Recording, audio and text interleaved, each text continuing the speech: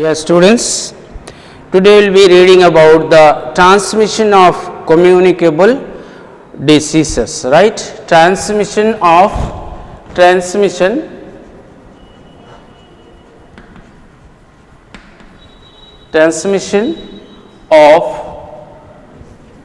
communicable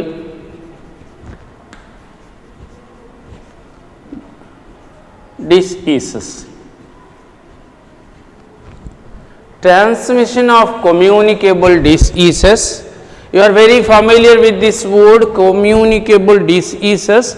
In my previous videos I have already told you that communicable diseases are generally caused by germs, or the other name for germs is pathogen, right? So communicable diseases are caused by germs or pathogen. You remember pathogen and germs are the microscopic life forms which cause us diseases, discomfort, right? So these microscopic life forms which cause us diseases are known as germs or pathogens. You may have heard of pathological lab. You may have visited once or the other at the pathological labs in your locality or near a hospital or a nursing home or a dispensary, right? So now see, communicable diseases, the name you remember, it's because these diseases are seen to be transferred from a sick person to a healthy person.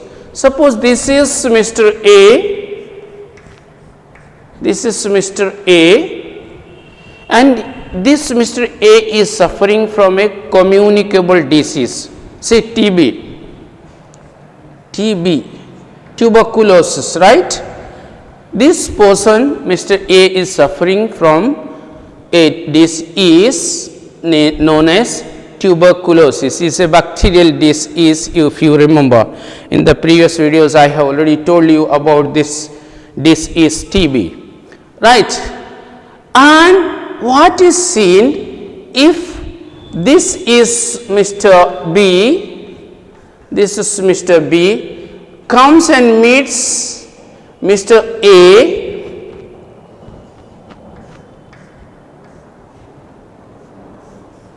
this is Mr. A, now B comes and meets Mr. A, and at the same time when they met together, this Mr. A, who is a victim or who is suffering from a disease of TB, starts coughing. You remember the common symptom of the patient of TB is coughing. They keep on coughing, right? And weight loss is another symptom, right? So if this Mr. A is having TB and this Mr. B, who is a healthy person, he is not having any of the disease, comes and sees and meets, hello Mr. A, how are you doing? If he says, and in the meantime while they were meeting, this Mr. A starts coughing like that. So what happens when this Mr. A coughs?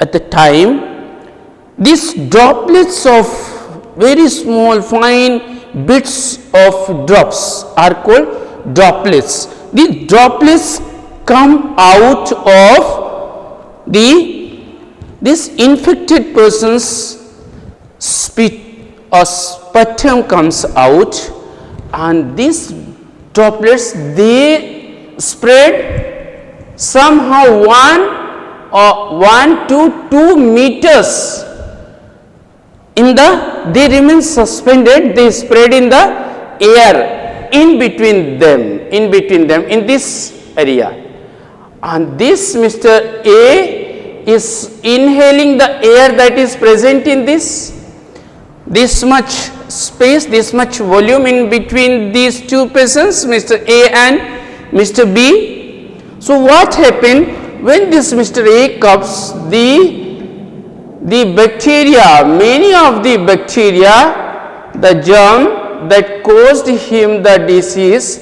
they come and spread in the air, remain stuck with that bits of the drops called the droplets of sputum, and this is either straight it goes and sticks on the nostrils, or sometimes this person, as this healthy person Mr. B, is continuously inhaling the air present in between these two persons A and B, then this healthy person Mr. B inhales these germs, and this way the germs enter into the body of Mr. B. Do you follow? And after some times, after some time, this Mr. B also will start exhibiting, will start showing the feature of a patient suffering from tuberculosis. Do you follow? So this is one way of transmission. Transmission means transferring of the disease. As these microbes, the germs are microscopic, I told you, very small, right? We can see them transferring from this Mr. A to Mr. B. We can see them, and that is the reason what we say that this is from Mr. A, he is transferred from Mr. A to Mr. B. Now Mr. B is a victim, Mr. B also suffers from this disease, that is tuberculosis. This way you have seen how a healthy person gets infected or gets a disease from a sick person, and you see we say it's the transmission of diseases because we can see the transmission of these germs. Do you follow? So as we can see, but we can notice the disease that Mr. A was having, now that disease has transferred into B. It doesn't mean you have two options in while operating the programs in computer.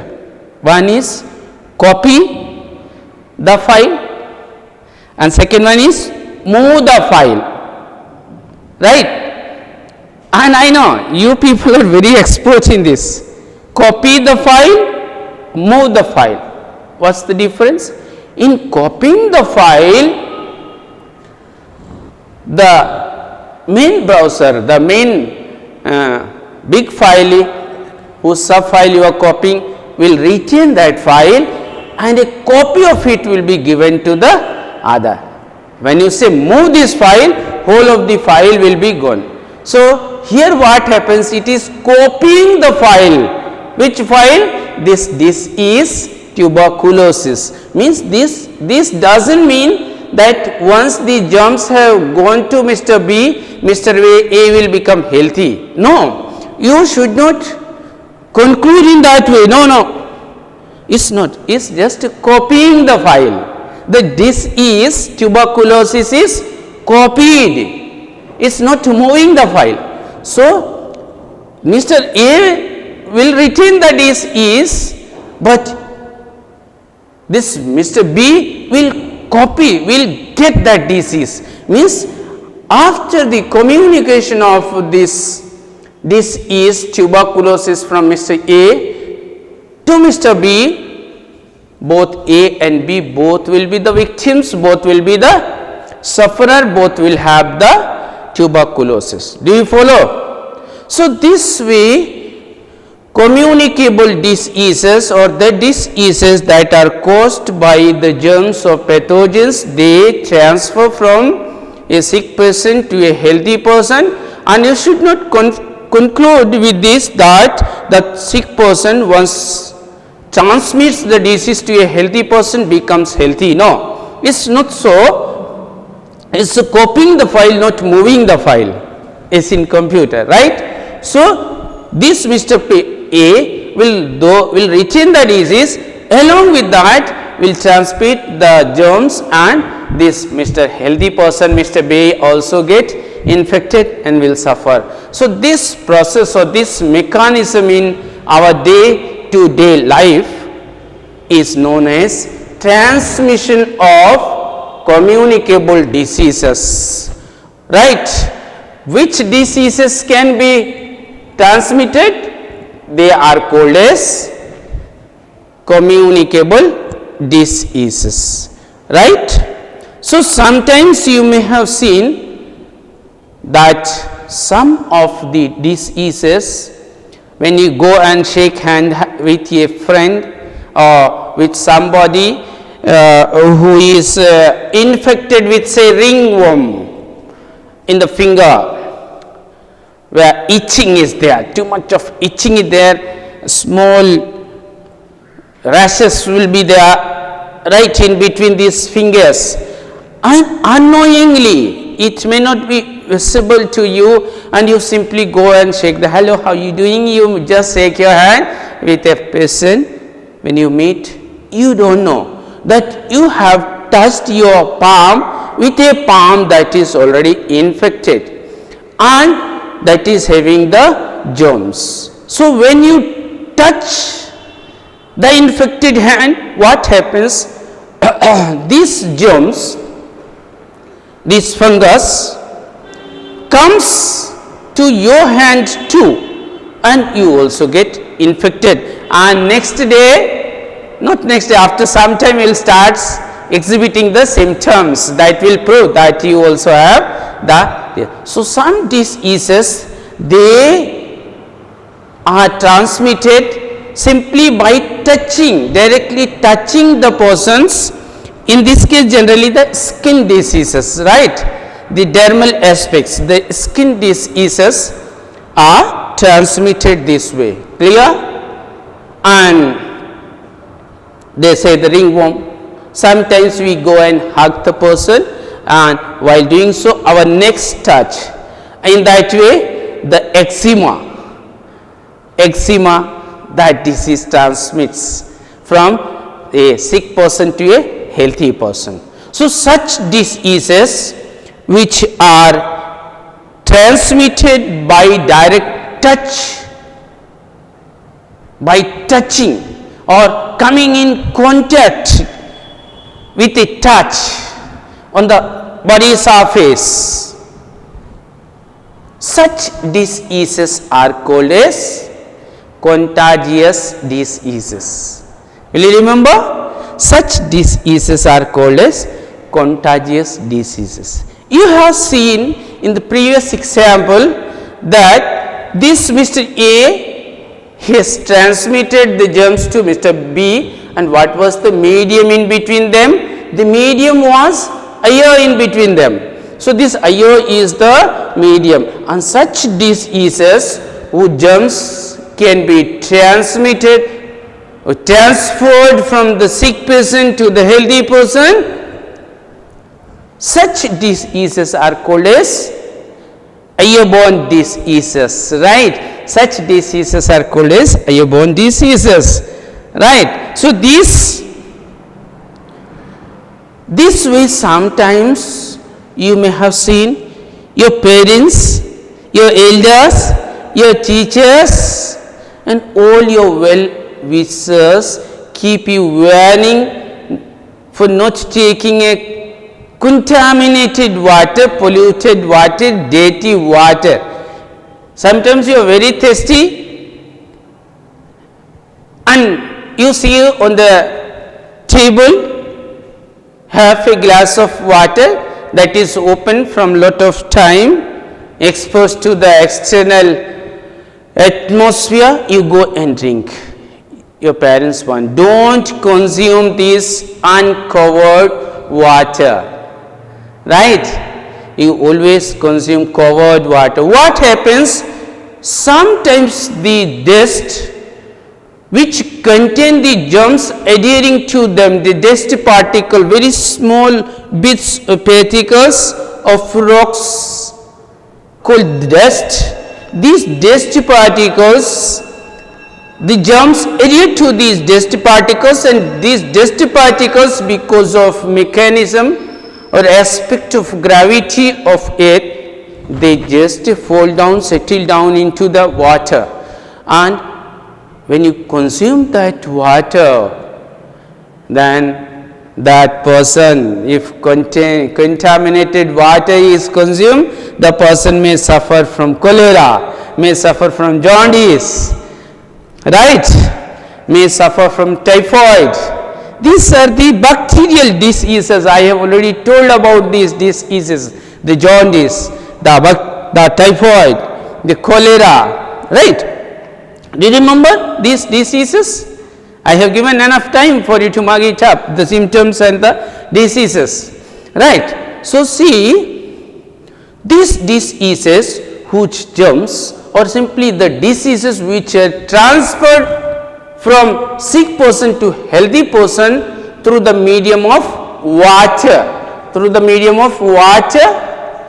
such diseases are called as waterborne diseases. Waterborne diseases.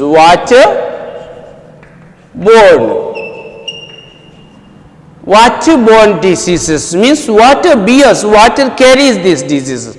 So, these diseases are known as waterborne diseases. The diseases whose germs you have seen in this previous example, this kind of a disease, what you call is the medium of transmission was air. So, this, if the medium is air, then they are called as airborne diseases. Airborne diseases. Sometimes you see, you are so fond of this junk food, sometimes misusing this feature. Some vendors, they sit along the roadsides and streets. Some develop small dirty tea stalls where they sell the junk food, and the junk food is just kept in open, exposed to the external air, and the germs, they go and sit there. When they sit there, they remain adhered to that food, and out of your interest you go and purchase those. You pay the money for that cost also, and you intake the diseases also. Sometimes you happen to take a contaminated food that is infected by the bacteria that causes typhoid or cholera. You consume, because of it, your hunger and your interest for the junk food, and once you consume that, after a while, after a short time, what you start exhibiting the symptoms of these diseases. So, when the medium of transmission of the disease is food, when this food, we say that is foodborne disease, foodborne disease, right? That is known as foodborne disease. Sometimes, not only this, sometimes some diseases or their germs are transmitted from sick person to healthy person, right, by the insects around us. We have many insects around us. Yes, the mosquitoes are very common. Then the house fly, then some insects like ants, many you see, many of the insects, cockroaches in our kitchen you may have seen, in the drain pipes sometimes we happen to see these cockroaches. So, these cockroaches, the house fly, the mosquitoes, and many other insects. These insects, they also help transmit the diseases, that is transferring the germs or the causatives of the disease from the sick person or the sick medium, the infected medium, to a healthy person or healthy medium, right? So, such diseases, these are the carriers, they carry this disease causing germs. So, they are called these carriers, like the insects and animals, right? Sometimes dogs and cats, your pets, they also transmit the diseases, like anthrax, right? So, you should be very careful if you have a pet in your house and you keep them timely regular bath, keep them, maintain the hygiene. I have already talked of hygiene in the beginning of the chapter. So, hygiene is making the surrounding or surface free from dust, dirt and germs, right? Why I say dust, I have told you, sometimes these dust particles also are adhered by, stuck by the germs remain stuck there.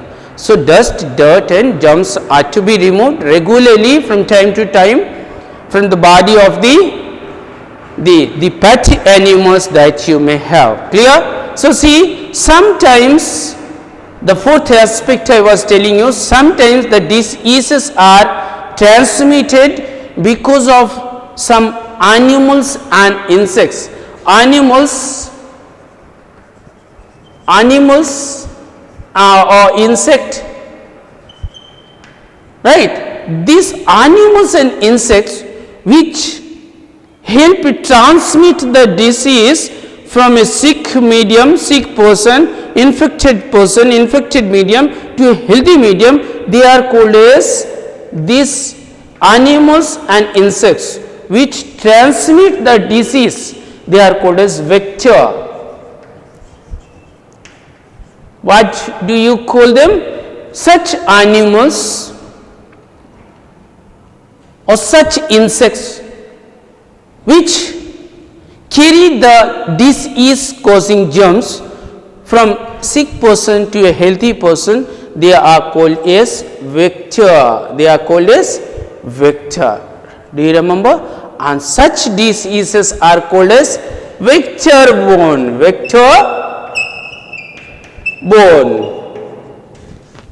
Vector-borne disease. Do you understand? So, these are some of the methods or the ways how these diseases are transmitted.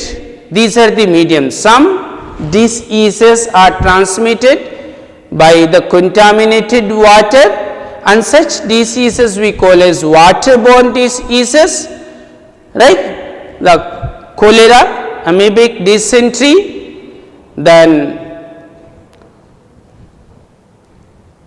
typhoid may be transmitted by this water, and we can call them waterborne disease. Some diseases like the tuberculosis, whooping cough, common cold, these are transmitted by the medium of air and we call them airborne disease, right? Some diseases are transmitted because of contaminated food, and that is the jaundice, then cholera, typhoid, and many are there. These diseases are called as foodborne diseases, and some diseases are transmitted because of the insects and animals living in our surrounding. Even in our houses they live. even in our bed they live, even on the dining place they live, even in the water we consume they live. Such diseases are called as vector-borne disease. And in the very beginning, I have told you some diseases they spread because of direct touch. If you happen to shake your hand out of your affection towards your friend, right? Or you happen to hug your friend, in such cases, you touch the body surface of the victim or the person who is infected with a disease, and such diseases which spread because of touch from sick to healthy person are called as contagious diseases.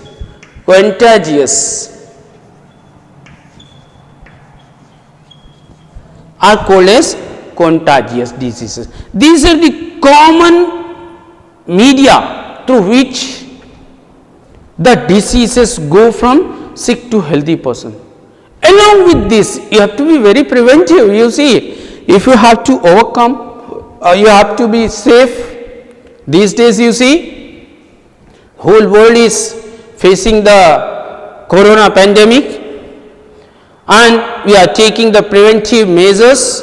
By opting for the preventive measures, most of us are at least protected from or safe from this disease. But you know, many you may know, our countrymen, the people in our city, locality, our relatives, they could not take the proper prevention, and because of this infection they lost their life, they become dead, they died.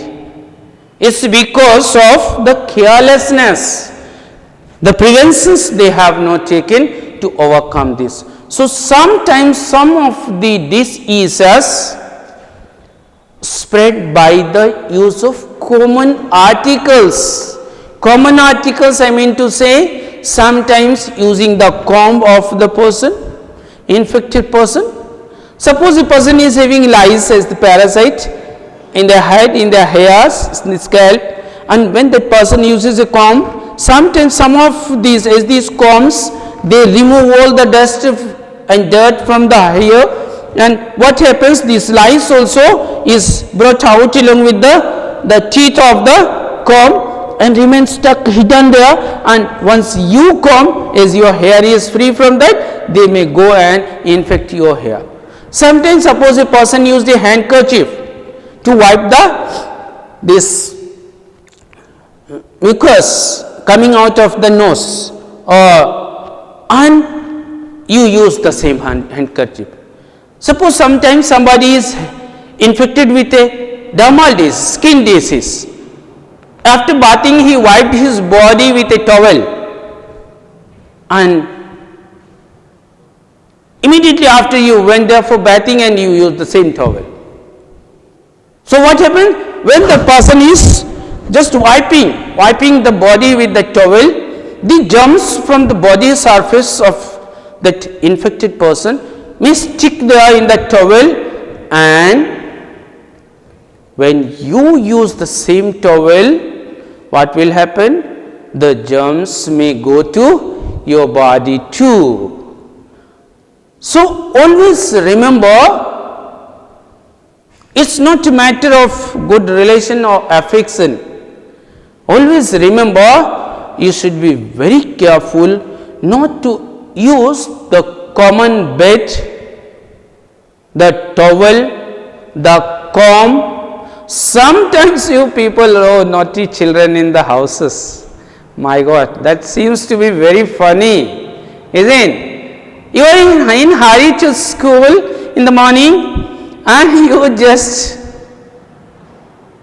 don't find your brush because the last day you have carelessly thrown the brush somewhere else in the bathroom or near the wash basin, and you simply what you do?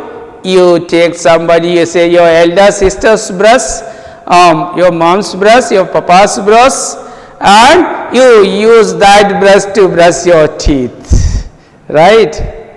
Then you know, the germs that were present in the owner of that brush, toothbrush, may come to your teeth also. So don't use the common toothbrush also, don't use the common comb also, don't use this common handkerchief also. Even if the person is very close to you, right? At home also you should have separate articles for this.